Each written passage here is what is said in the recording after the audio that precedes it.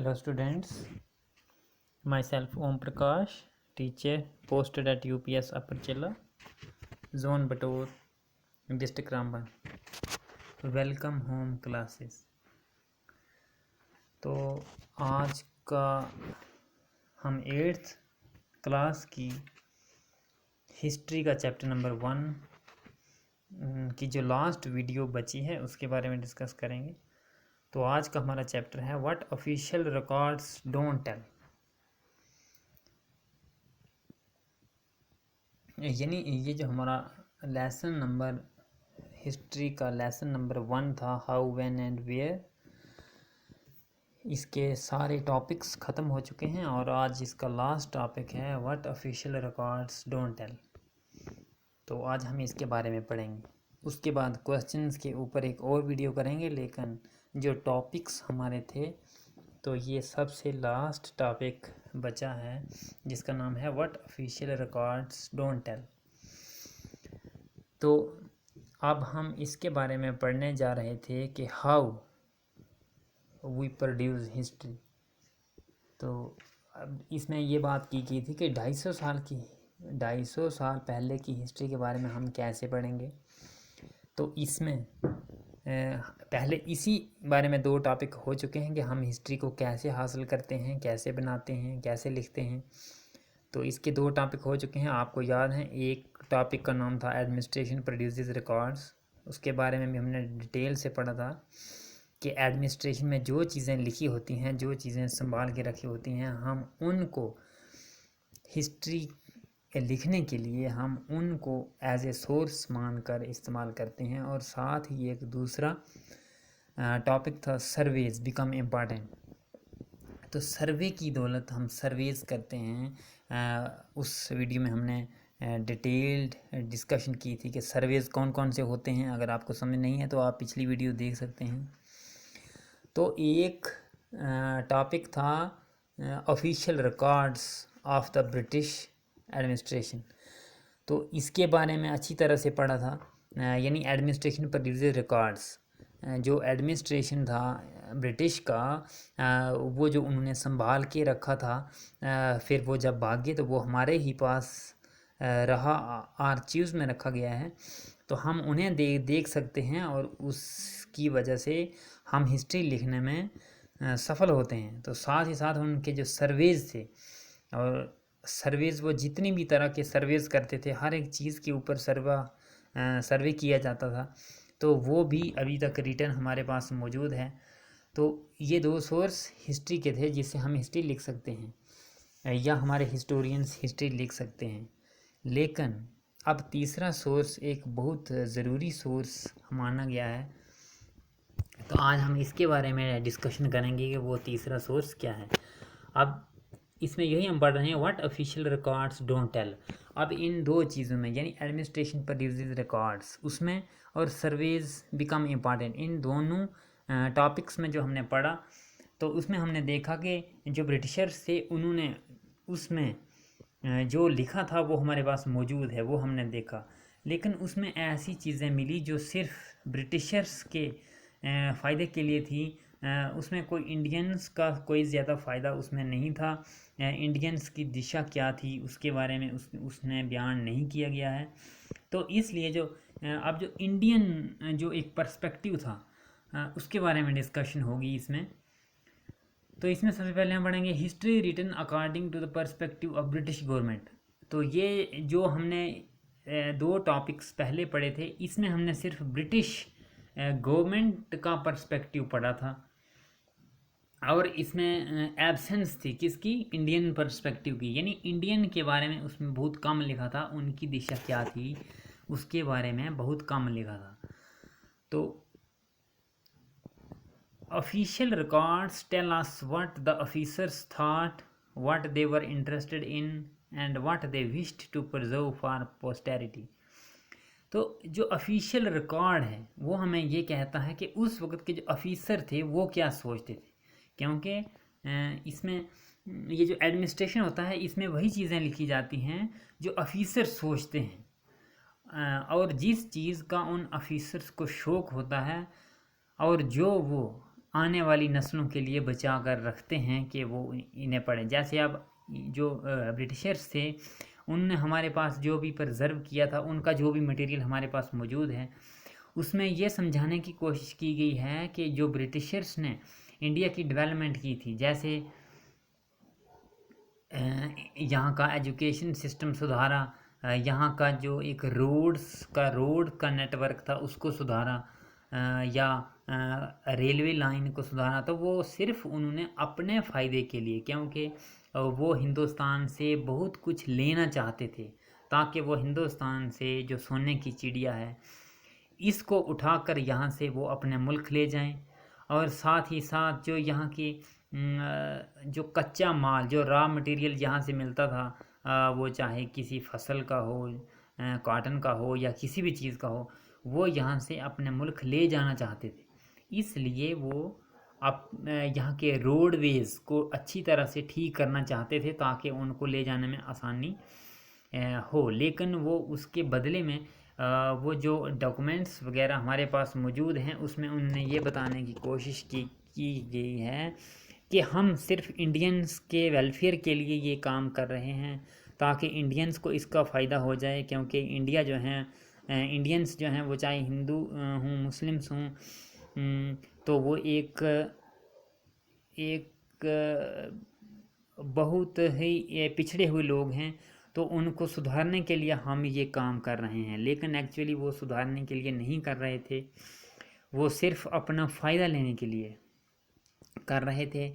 जो education system को सुधारने की बात कर रहे थे, वो सिर्फ इसलिए कर रहे थे ताकि उन्हें सस्ते अंग्रेज़ मिलें, सस्ते इंग्लिश स्पीकिंग मिलें, और यहाँ पर उनका काम अच्छी तरह से चले, वो यहाँ से अच्छा खासा फ़ायदा उठा सकें। तो इस तरह से उन्होंने काफ़ी कोशिश की ताकि आने वाली नस्लों को ये समझाया जाए कि जो ब्रिटिशर्स थे, जो कॉलोनियल रूल था, वो इंडिया के लिए ही अच्छा था, क्योंकि वो लोग रूल नहीं कर सकते थे, और कॉलोनियल रूल इंडियंस की वेलफेयर के लिए उनकी नज़रों में बहुत अच्छा माना गया है। लेकिन वो सिर्फ दिखावे के लिए था, जबकि असलियत कुछ और थी। अब इसमें इसीलिए हमें दूसरे पर्सपेक्टिव से भी देखना चाहिए, क्योंकि ये सिर्फ उनके पर्सपेक्टिव से हमें दिखाई दे रहा था, इसमें बहुत सी कमियां थी। तो अब हाँ, हमारे यहाँ के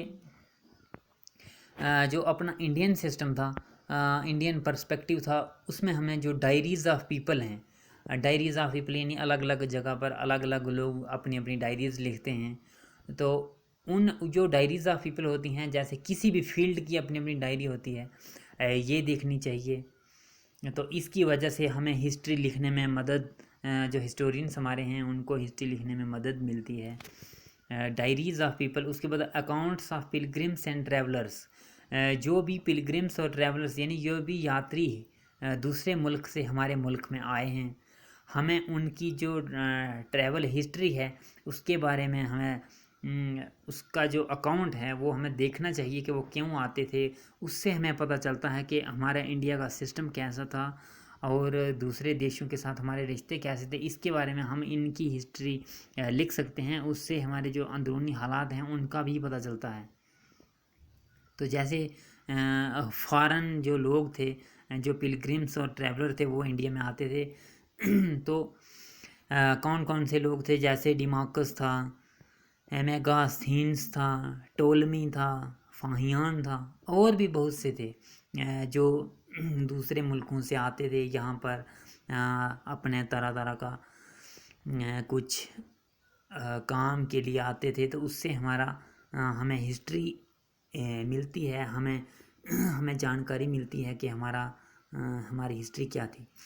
इसके साथ ही साथ ऑटोबायोग्राफीज़ ऑफ इम्पॉर्टेंट पर्सनैलिटीज़, अब जो हाँ हमारे इम्पॉर्टेंट पर्सनैलिटीज़ थे इंडिया की, उनकी हमें ऑटोबायोग्राफीज़ पढ़नी चाहिए। उससे हमें हिस्ट्री लिखने में मदद मिलती है, हमारे हिस्टोरियंस को बहुत मदद मिलती है। तो ये पर्सपेक्टिव बहुत ज़रूरी था। जैसे कि इम्पॉर्टेंट पर्सनैलिटीज़ जैसे हमारे सुभाष चंद्र बोस थे, सरदार पटेल थे, महात्मा गांधी थे, वगैरह वगैरह, बहुत से और इम्पॉर्टेंट पर्सनालिटीज़ इंडिया की थी। हम उनके बारे में स्टडी करते हैं तो हमें हालात का पता चलता है, हमें हिस्ट्री का पता चलता है। उसके बाद ideas of leaders and reformers, poets and novelists work, यानी जो इंडिया के लीडर्स थे, इंडिया के रिफॉर्मर्स थे, इंडिया के पोइट्स थे, नावलिस्ट थे, इनका जो सबों का वर्क है जो लिखी हुई शक्ल में मौजूद है, हमें वो पढ़ना चाहिए, उनके आइडियाज़ को देखना चाहिए। तो उसकी वजह से हमें पता चलता है कि हमारे हाँ हालात कैसे थे। जैसे लीडर्स की बात करें, जैसे इंदिरा गांधी, अटल बिहारी वाजपेयी वगैरह, ये तो प्रेजेंट में हुए हैं, पहले बहुत से लीडर्स थे। जैसे सोशल रिफॉर्मर्स की बात करेंगे, राजा राम मोहन राय, रविंद्रनाथ टैगोर, बी आर अम्बेडकर, चैतन्य महाप्रभु लाल। तो इस तरह से ये कुछ पोइट्स थे, कुछ नावलिस्ट भी थे, जैसे अरुणधति राय, आर के नारायण, विक्रम सेठ एट्सेट्रा। इन लोगों के हम नावल्स भी पढ़ेंगे तो भी हमें पता चलेगा कि हमारी हिस्ट्री क्या थी, उस वक्त दिशा क्या थी। और ये जो है ये सब लिटरेट लोग हैं, ये सब पढ़े लिखे लोग हैं, क्योंकि ये लिखने का काम करते थे। और हमें आज उनकी डायरी मिले, हमें उनका रिटर्न मटेरियल जहाँ भी मिले तो हमें एकदम से पता चलता है कि इंडिया के हालात ऐसे थे। लेकिन अब कुछ बात ऐसी है कि जो गाँव के लोग थे, जो पढ़े लिखे नहीं थे, अब वो अपने आइडियाज़ को दूसरे लोगों तक कैसे पहुंचा सकते थे? तो नहीं पहुंचा सकते थे। उनके आइडियाज़ उनके ही पास रहने थे। तो उनकी जो कमी है, क्योंकि उनका नॉलेज होना बहुत ज़रूरी है। अगर हम हिस्ट्री जानना चाहते हैं तो उस क्लास की भी हम जानकारी लें जो पढ़ी लिखी नहीं थी, जिसके पास कोई इल्म नहीं था, वो अपना इल्म बयान नहीं कर सकती थी, ताकि उनके मरने के बाद भी उसे पढ़ा जाए और उनके हालात देखे जाएं। तो वो बहुत ही मुश्किल काम था। Yet the history lacks the perspective of peasants, workers and tribals. Getting to know their lives was a difficult task. यानी उन लोगों की ज़िंदगी के बारे में जानना बहुत मुश्किल था। किसान लोग, काम करने वाले लोग, और जो ट्राइबल्स जो अपनी भेड़ बकरियां चराने के लिए जंगलों में रहते हैं, अपना गुजारा करते हैं, इस तरह से लोगों उनका जो रहन सहन का तरीका, उनकी जो ज़िंदगी में आने वाली मुश्किलें, उनको कौन जानेगा, ये बहुत मुश्किल काम था। तो इस तरह से हम इन चीज़ों के ऊपर ज़्यादा ध्यान देंगे, क्योंकि diaries of people, accounts of pilgrims and travellers, autobiographies of important personalities, ideas of leaders, reformers, poets and novelists, उसके बाद इनका जो पर्सपेक्टिव ऑफ इनका पीजेंट्स, वर्कर्स एंड ट्राइबल्स, तो ये एक इंडियन पर्सपेक्टिव था। ये बहुत ज़रूरी था, क्योंकि हमें किसी भी तरह की हिस्ट्री जानने के लिए, या हिस्टोरियंस को किसी भी तरह की इंडिया की हिस्ट्री जानने के लिए, इन लोगों का नॉलेज होना बहुत ज़रूरी है, उनके बारे में जानना बहुत ज़रूरी है। तो ये एक पर्सपेक्टिव ऐसा था जो हमें पिछला एडमिनिस्ट्रेशन पर रिकॉर्ड्स में पढ़ा था, वो भी ब्रिटिशर्स की जो अपनी विल थी वो उसमें बयान की गई थी। तो सर्वेज जो उन्होंने किया था, उन्होंने उसमें भी उसी तरह से अपने ही मुफाद को उसमें बयान किया। लेकिन अब जो तीसरा पर्सपेक्टिव था वो बहुत ज़रूरी था, और वो इंडिया की जानकारी के लिए बहुत ज़रूरी था। तो वो हम इस कंसेप्ट में पढ़ रहे हैं। तो ये इन चीज़ों के ऊपर ध्यान देना बहुत ज़रूरी है। और हिस्ट्री लिखने के लिए हमें जब भी या हमारे हिस्टोरियंस को जब भी हिस्ट्री लिखना पड़ती है तो इन चीज़ों के ऊपर बहुत ज़्यादा ध्यान देना ज़रूरी होता है, और ये बहुत इम्पॉर्टेंट पार्ट है। तो मुझे लगता है कि आपको समझ आ गई होगी कि हिस्ट्री को हम किस तरीके से लिखते हैं, और 250 साल पहले की अगर हमें हिस्ट्री लिखनी हो तो हम किस तरीके से उसे लिख सकते हैं, और उसके बारे में हम इन चीज़ों का प्रयोग करते हैं जो अभी इस वीडियो में बयान की गई हैं। तो इस तरह से हमारे हिस्टोरियंस को मदद मिलती है कि वो 250 साल पहले की हिस्ट्री को किस तरह से जानते हैं। मुझे उम्मीद है कि अब आपको समझ आ गई होगी। तो दूसरे चैप्टर में हम जो इसके क्वेश्चंस हैं, दूसरे टॉपिक में हम अभी इसके क्वेश्चंस की, इसके जो टेक्स्ट बुक पे जो क्वेश्चंस दिए हैं हम इनके बारे में डिटेल से डिस्कशन करेंगे कि उनके आंसर्स किस तरह से होंगे। तो ठीक है, आज का टॉपिक इतना ही। Thank you.